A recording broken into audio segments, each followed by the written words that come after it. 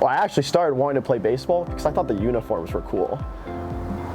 But it turns out I'm playing with guys in my class whose families have played baseball, and they're a lot better than me, and it sucked being the worst. I was like, I don't want to be the worst. And so there was that kind of just like inner drive that's like, I want to be better than these guys. Not necessarily to like show it off, to flout about it, but just so that my inner self knew it's like, I'm not the worst. I'm better than you. It's like a confidence thing. It's more of like a macho type deal. And so I think it kind of developed young as I don't want to be the worst guy. I want to be the best I can be. Because if you put the hard work in to be the best and you succeed, it feels great. And if you don't succeed at times, so what? You say, I put my best effort into it. And that's what's gonna make me a better person. That's how I'm gonna grow, is to try to push myself and be better. Like, guitar is a pretty challenging instrument to like figure out. And again, I didn't want to just play okay guitar. I wanted to play really good guitar. I wanted to impress people. I wanted to impress myself. And same thing with chess. It's a very complicated game, and there's a lot of different types of strategy and theory that go into it. I don't want to just be an okay chess player. I want to like be able to know the board, see the board, and be really good at it so I can impress others and impress myself. Because I feel like that continuing to learn to get better is something that's kind of addictive. That's something I like, is to better yourself in any way. It sounds like competitive and super intense, but no, it's like I enjoy that development of becoming better. No, I remember that very distinctly. It was our series against PLU. It went into extras, and our bullpen, I think, was running pretty short on arms. And so they're like, hey, go out there. It's the 11th inning, tie ball game.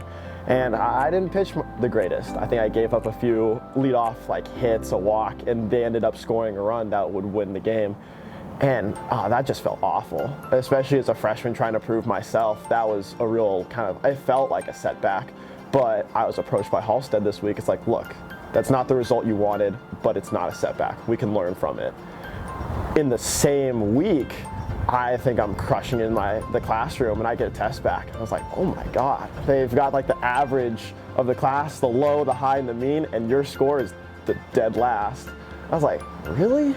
That's that? But then again, I had the same experience with my professor. He approached me, he said, hey, this is not you. That's not the result you wanted. Let's talk about it in office hours. And so I felt like the parallel between that environment of, we want these to be learning opportunities so that you can succeed the next time. I think that was shown both on the field and in the classroom the same week. Telling a freshman, like, look, you're up against really difficult odds. The coaches are going to put in who they can trust, and their trust is most easily gained through experience. So obviously, if they're going to play their upperclassmen, the guys who have more experience.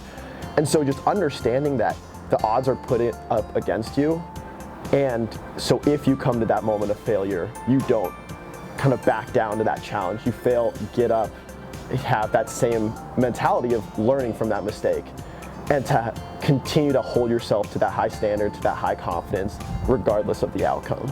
I think that would be my biggest advice to freshmen, is don't let it get you down. You're put up against incredible odds, keep fighting. I want to go into rocket science.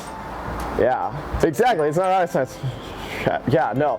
I think when SpaceX first started like really launching rockets up and satellites and becoming very successful as a privatized company with the space industry, when prior the only real company that was involved was a government organization, NASA and JPL.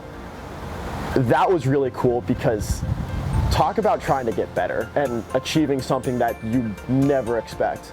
To have shooting rockets into space and then landing reusable rockets on the ground that seemed like science fiction 5-10 years ago, to now that's everyday process. And to see what heights they're going after. They're shooting to land people on Mars. That's fun. That's something I want to be a part of.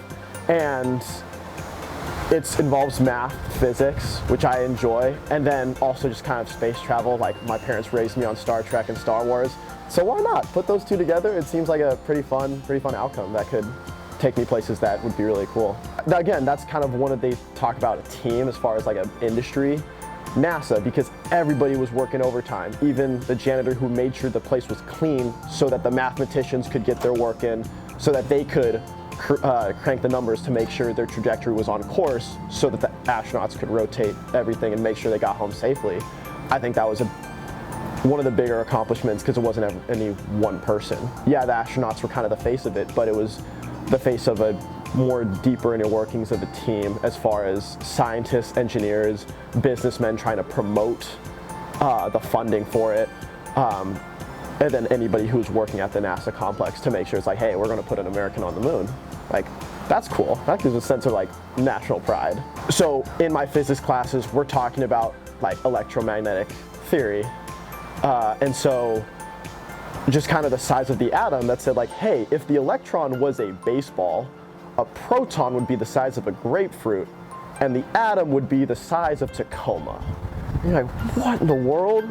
And then to the point where here to the moon is a pretty short distance cosmically, but there's more distance there than all the diameters of all the planets in the solar system combined. It's just unbelievable how small things can get and then how big things can get, and we're just kind of in the middle, just existing.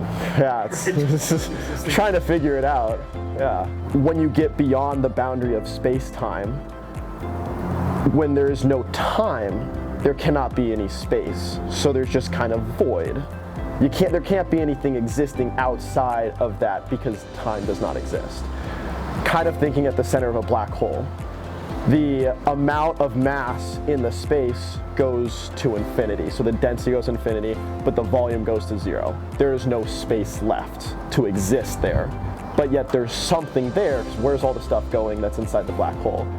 So the same arguments with time. There's no time existing beyond that because space-time doesn't exist where space cannot exist.